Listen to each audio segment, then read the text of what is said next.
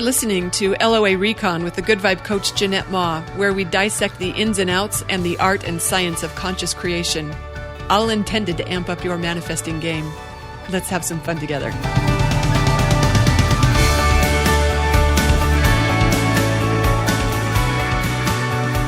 Welcome and thank you for tuning in for another episode. My recording partner today is this mama cat again. In fact, she is extra loving right now because she was in hiding most of the day. I don't know where she was, but Charlie came over early this morning to play with the puppies, and she wasn't down with that. She's not too sure about Charlie, so she went into hiding, and even though Charlie left hours ago, I don't know where she was hanging out, but she's here now and she's got extra love to give. Speaking of extra love, oh my gosh, I got a lovely note from Kate from Australia. Thank you, Kate. She sent a note that reads, "This information is very powerful." She was referring to the 7-Day Money Manifestor.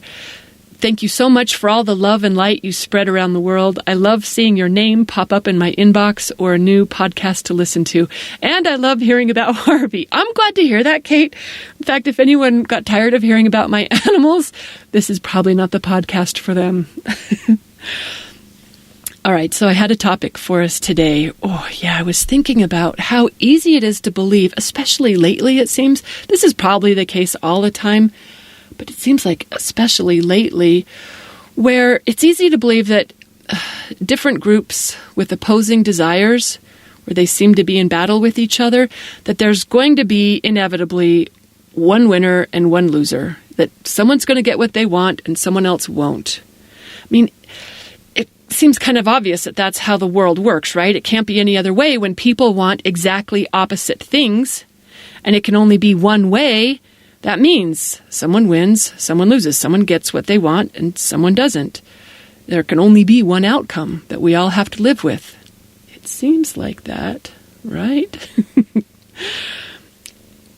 Conscious creators know better. But sometimes even we find ourselves, like when we're paying attention to what's happening on the world stage, like where two countries are fighting over the same territory, or even in our own country, where different groups want different decisions from the Supreme Court, or different people want different policy decisions, no matter where you live. Even in our own neighborhoods, like in mine, where it seems like developers want to build and residents don't think they should.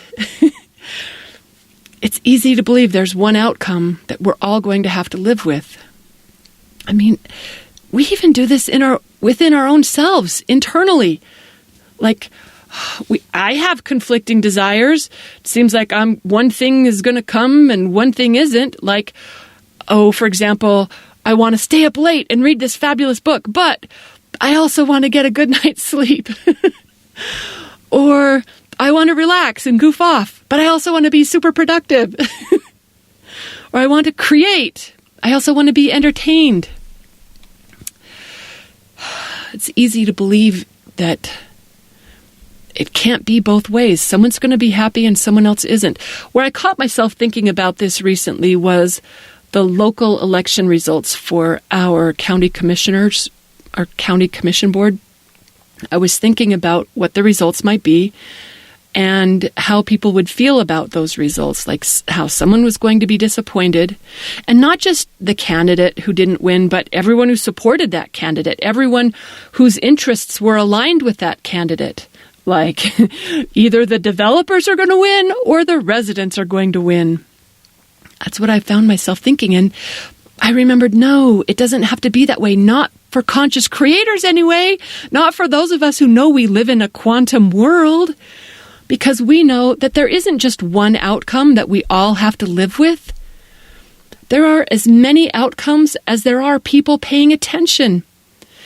We each create our own reality, whether a person realizes that or not, and those realities are not all the same. We do not have to agree with what we each are having, which means we can each have what we want. The opposing candidate can have what they want. The voters can have what they want. The non-voters can even have what they want without voting. All they got to do is focus and follow inspiration. The developers can have what they want. We can all be winners because there isn't just one reality that we're all stuck with. I don't have to make them lose in order for me to win. We each get our own reality, so we can create whatever we want. At least we can do that when we learn to focus on what we want instead of worrying about what the other guys want that we don't want, that we're afraid if they get it, it'll ruin our gig.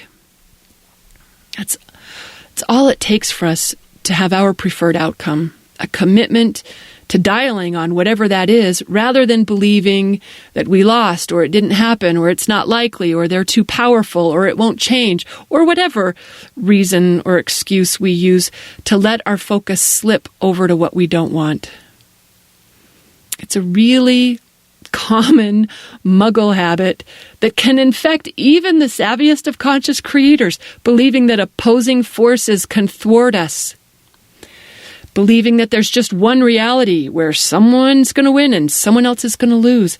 It doesn't have to be that way. In fact, when my gremlins are telling me, it doesn't make any sense, one of my favorite reminders of how this can work is, I can't remember if I heard this from Abraham or some other teacher.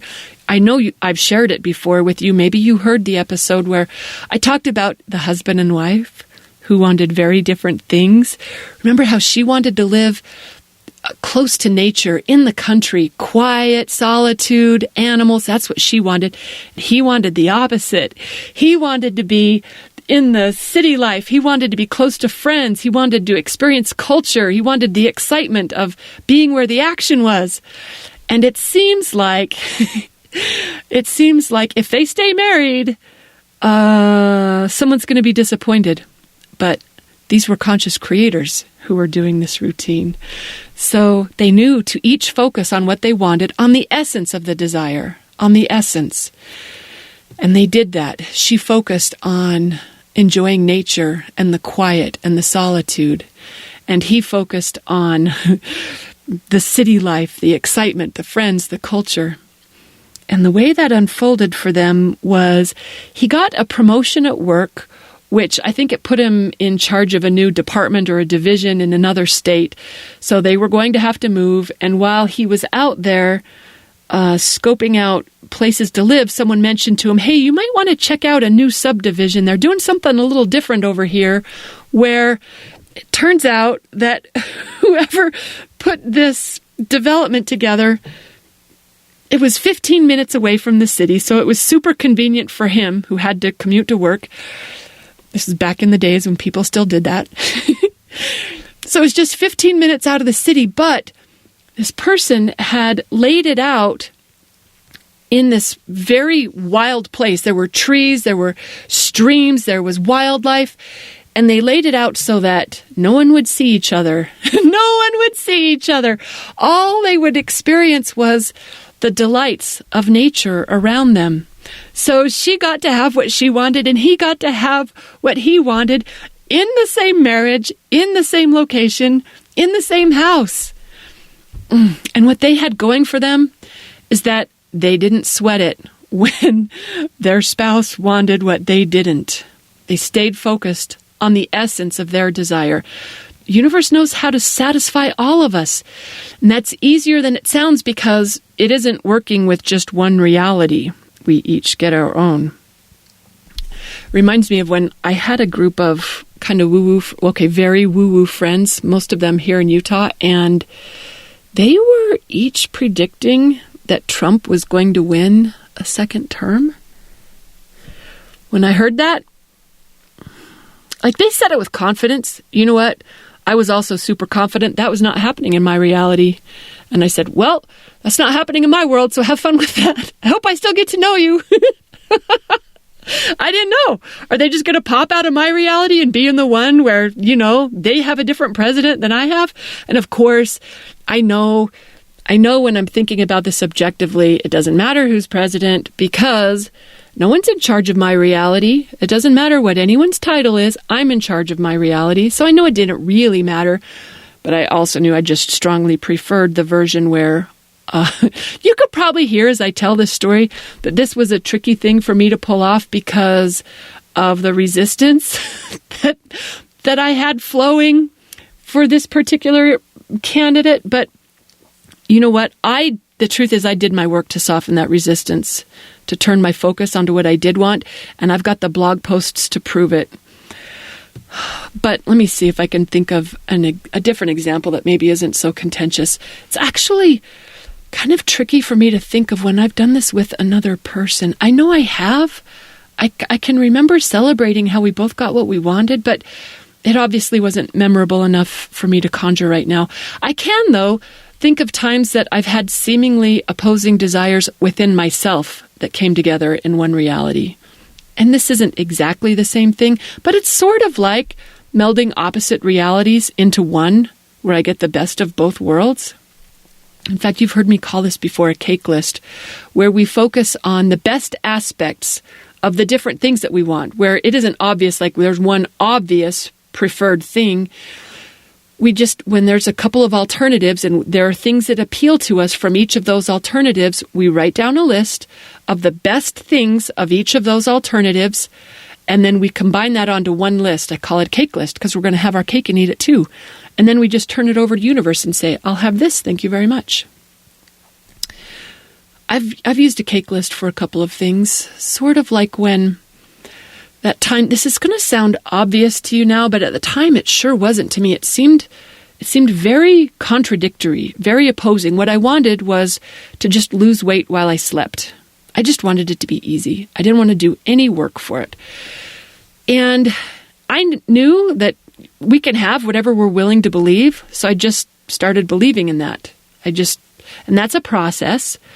But I did. I started the process, and shortly after, I was on a meditation retreat. It was at the Chopra Center, and it included a visit with their on-site doctor, which I didn't know at the time when I signed up, but I sat down with this doctor, and in the course of the conversation, she said to me, "You know you can't lose weight until you get some sleep, right?"